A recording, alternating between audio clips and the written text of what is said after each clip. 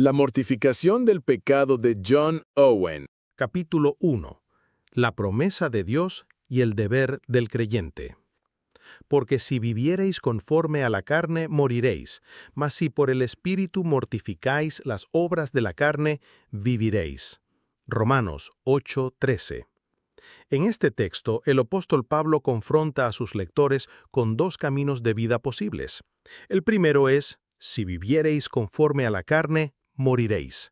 La otra alternativa es, si por el Espíritu mortificáis las obras de la carne, viviréis. El propósito de este libro es estudiar el segundo de estos dos caminos de vida. Comenzaremos nuestro estudio examinando las 5 frases que componen nuestro texto. Primero, el texto comienza con la palabra sí. Pablo usa esta sí para indicar la conexión entre la mortificación de las obras de la carne y la vida. Es como decir a un hombre enfermo, si tomas la medicina, pronto te sentirás mejor. Al hombre enfermo se le está prometiendo un mejoramiento en su salud a condición de que siga las indicaciones que se le dan. En una manera semejante, el sí de nuestro texto nos dice que Dios ha señalado la mortificación de las obras de la carne como el medio infalible para alcanzar la vida. Existe una relación inquebrantable entre la verdadera mortificación del pecado y la vida eterna. Si mortificáis las obras de la carne, viviréis. Aquí está entonces el motivo para obedecer el deber que Pablo prescribe. Segundo, la palabra vosotros nos dice a quienes este deber y promesa tiene aplicación. Vosotros se refiere a los creyentes descritos en el primer versículo como los que están en Cristo Jesús. Se refiere a aquellos que no estáis en la carne, sino en el Espíritu. Verso 9. Se refiere a aquellos en quienes mora el Espíritu. Verso 10. Es tonto e ignorante esperar que alguien que no sea un creyente verdadero cumpla con este deber. Si pensamos cuidadosamente acerca de a quienes Pablo está escribiendo y qué es lo que les dice que hagan, podemos hacer la siguiente declaración. Los creyentes verdaderos, que definitivamente están libres del poder condenatorio del pecado y de su esclavitud, no obstante deben ocuparse a lo largo de sus vidas con la mortificación del poder del pecado que todavía permanece en ellos. Tercero, la frase por el Espíritu se refiere a la causa principal o el medio para llevar a cabo este deber.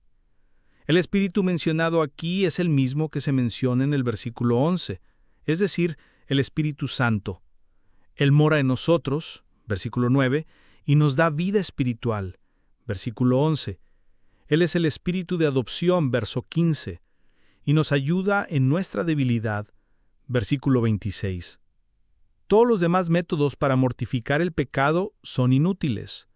Muchas personas pudieran intentar esta obra usando otros medios. Vea Romanos 9, 30, 32. Siempre han existido personas que lo han intentado y siempre las habrá. Pero Pablo dice, esta es la obra del Espíritu y solamente Él lo puede hacer. Mortificar el pecado en base a los esfuerzos humanos, en conformidad con sus propias ideas, conduce a la justicia propia. Esta es la esencia de toda religión falsa. Cuarto, la frase mortificar las obras de la carne nos habla del deber que debemos cumplir. Consideraremos esta frase haciendo y contestando 3 preguntas. A. ¿Cuál es el significado de la carne? Esta es la misma expresión usada frecuentemente en este capítulo para referirse a la naturaleza pecaminosa. Vea Romanos 8, 3, 4, 5, 8 y 13. Pablo está enfatizando la diferencia entre el espíritu y la naturaleza pecaminosa. El cuerpo es el instrumento que el pecado usa para expresarse a sí mismo. Entonces, Pablo usa la expresión la carne para expresar la naturaleza corrupta y la depravación del hombre. B. ¿Cuál es el significado de la frase las obras? Esto se refiere a los actos pecaminosos que la naturaleza pecaminosa, la carne, produce. En Gálatas 5, 19, 21, el apóstol nos da algunos ejemplos de estas obras. Y manifiestas son las obras de la carne, que son adulterio, fornicación, inmundicia, disolución, idolatría, hechicerías, enemistades, pleitos, celos, iras, contiendas, disensiones, herejías, envidias, homicidios, borracheras, banqueteos. Pero la preocupación principal de Pablo en Romanos capítulo 8 no son las obras externas, sino su causa interior. Es el deseo pecaminoso no controlado lo que produce tales obras y lo que necesita ser radicalmente tratado. C. ¿Cuál es el significado de mortificar, o hacer morir, o amortiguar? Este es un lenguaje figurado. Imagine que se mata un animal.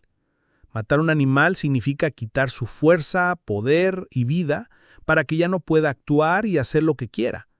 Esta es la figura que está en mente aquí. La naturaleza pecaminosa o el pecado que todavía mora en nosotros es comparada con una persona, el viejo hombre con sus recursos, habilidades, sabiduría, maquinaciones, fuerza, etc. Pablo dice que esto es lo que debemos matar. Esto es lo que debería ser muerto, es decir, su fuerza, poder y vida deberían ser quitados por el Espíritu. En un sentido, la mortificación del pecado es un evento que ya ha ocurrido. La Escritura dice que el viejo hombre ha sido crucificado con Cristo, Romanos 6:6. Morimos con Cristo, dice Romanos 6:8. Vea también Gálatas 5:24. Esto ocurrió en el momento cuando nacimos de nuevo, Romanos 6:3-8. Sin embargo, cada creyente tiene todavía los remanentes de la naturaleza pecaminosa que buscarán continuamente expresarse. Es el deber de cada creyente hacer morir los remanentes de esta naturaleza pecaminosa. Esto debe ser hecho continuamente para que los deseos de la naturaleza pecaminosa no sean satisfechos. Vea Gálatas 5:16. Finalmente, la frase «viviréis» es una promesa dada a los creyentes para animarlos a cumplir su deber. La vida prometida es lo opuesto de la muerte con que se amenaza previamente. Si vivierais conforme a la carne, moriréis. Vea también Gálatas 6:8. Quizás el apóstol tiene en mente tanto la vida espiritual en Cristo como la vida eterna. Todos los creyentes verdaderos ya tienen esta vida espiritual, pero pueden perder el gozo, el consuelo y la fortaleza que esta vida les proporciona.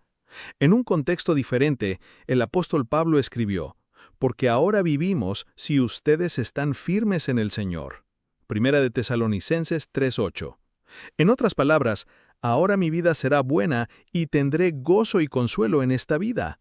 En una forma semejante, el apóstol está diciendo aquí: usted vivirá una vida espiritual buena, vigorosa y confortable mientras que esté aquí y recibirá vida eterna en el fin. La fortaleza, poder y disfrute de nuestra vida espiritual dependen de la mortificación de las obras de nuestra naturaleza pecaminosa.